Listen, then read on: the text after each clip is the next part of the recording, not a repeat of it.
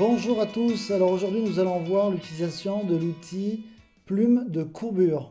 L'outil plume de courbure permet de faire des tracés ou des formes, par exemple comme ce cercle bleu, ainsi que des formes plus complexes comme par exemple ici ce cumul de droites et de courbes. La finalité de ces outils permet de créer soit des formes ou des sélections. L'outil plume de courbure est une amélioration de l'outil plume traditionnel. Il est beaucoup plus simple à utiliser pour des novices et très efficace en termes de temps et de résultats.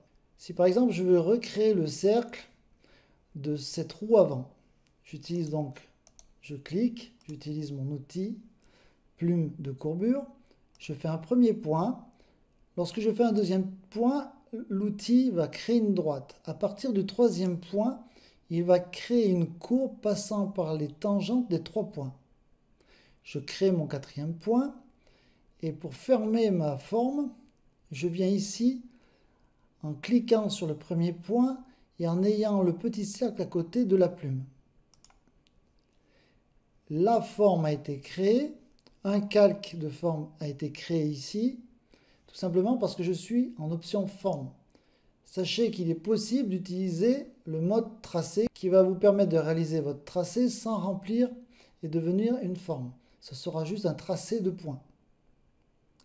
Je vais maintenant vous montrer comment réaliser des formes plus complexes qui ont des droites et des courbes. Donc je vais désactiver le fond pour vous permettre de visualiser le travail. Première chose, vous faites un clic sur le début de votre nouvelle forme. Ici, sachant que j'ai une droite et une courbure, donc un changement de forme, donc un angle, je vais faire un double clic. Photoshop comprend donc que je veux une droite et non passer par les tangentes. Par contre, je vais attaquer maintenant par des courbes. Donc je fais mon premier clic, mon deuxième. Automatiquement, il a compris qu'il fallait que je fasse une courbe. Tout simplement parce que j'ai fait des clics simples et non des doubles clics comme ici. Ici, j'arrive dans un angle, donc je fais un double clic. Là, ici, j'arrive sur un angle avec un trait plus une courbe. Là aussi, je fais un double clic. À noter que Photoshop a bien compris qu'ici, c'est un angle cassé et non une courbe à réaliser. Ici, je repars sur des courbes, donc je vais positionner mes points par des simples clics. Et Photoshop comprend qu'il faut faire une courbe.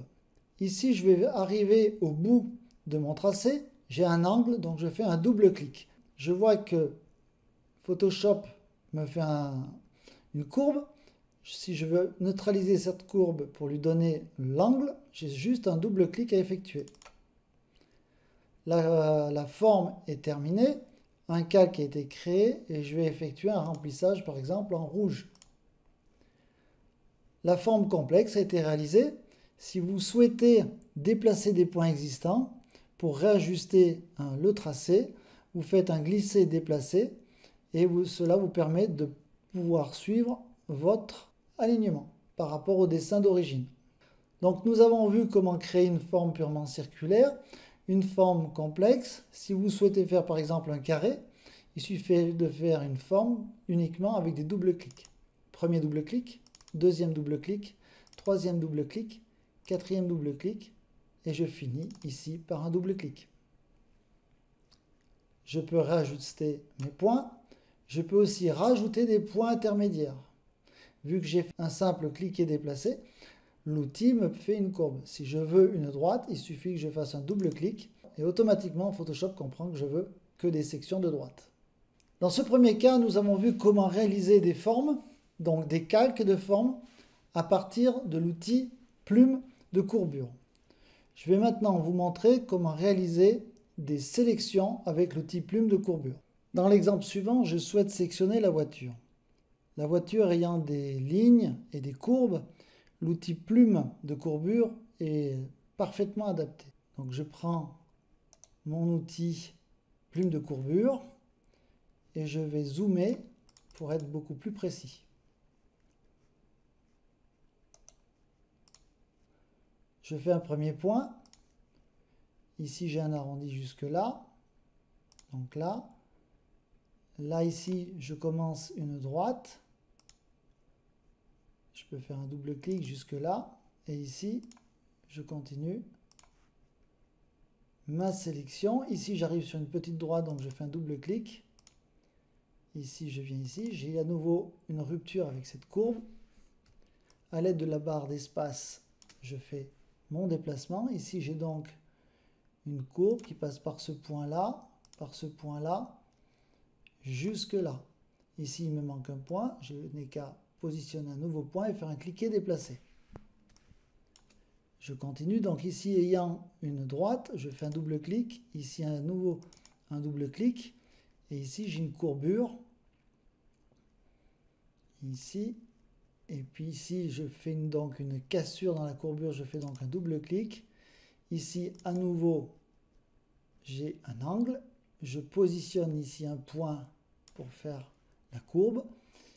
Et ici, je viens jusqu'ici. De là, ayant une courbe, je viens ici. Je positionne mon trait. Et je viens jusque là. Ici, je fais un double-clic parce que j'ai des droites. Jusque là, j'ai des droites. Et ici, j'ai à nouveau une courbure. Ici, jusque là.